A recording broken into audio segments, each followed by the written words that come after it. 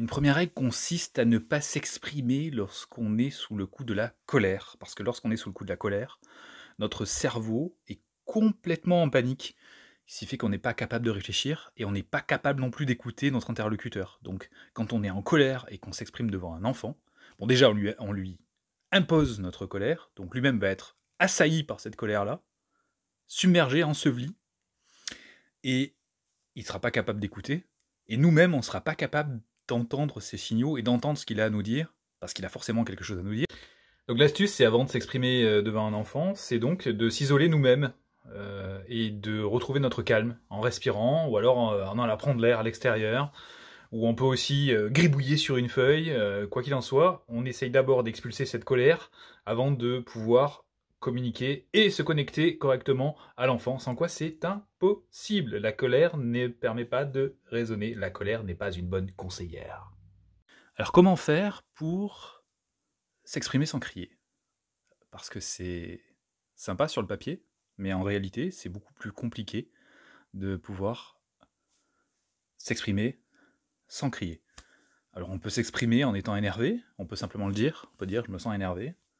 C'est une technique de communication non violente. Mais on peut aussi opter pour des façons alternatives de s'exprimer pour mieux collaborer. Par exemple, au lieu de crier, on peut faire l'inverse. On peut chuchoter. Parce que dès lors qu'on chuchote, notre enfant va tendre l'oreille. Et lorsqu'il va tendre l'oreille, on a son attention. Et cette attention va permettre justement de collaborer.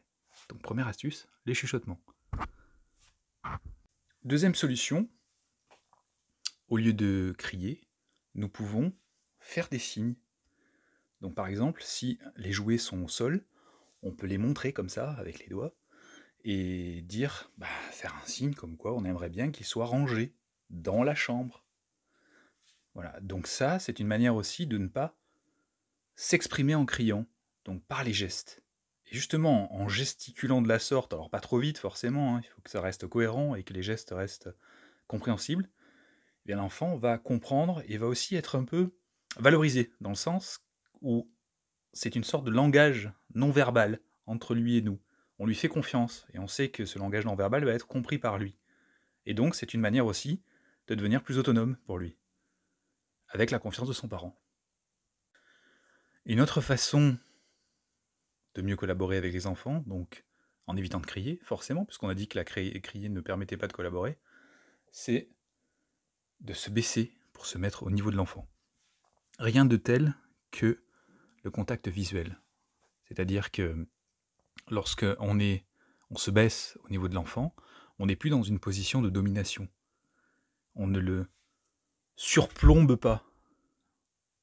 Donc, essayez un peu d'imaginer ce que lui-même ressent lorsque il nous regarde comme ça, de sa petite taille, et que nous, on lui impose des mots et qu'on durcit même notre ton. Pour lui, c'est comme un orage en fait qui gronde au-dessus de lui. Donc pour éviter ça, on se baisse, on lui touche peut-être un peu le bras pour attirer son attention, et on lui parle calmement. Une autre astuce que je vous propose de tester, c'est utiliser des objets ou des marionnettes pour vous exprimer. Par exemple, je vous présente Ab. Bonjour. Ab, grâce à lui, on va pouvoir échanger avec les enfants de manière tout à fait ludique. Et c'est Ab qui va leur dire par exemple « Oh, j'aimerais bien voir les jouets dans leur boîte.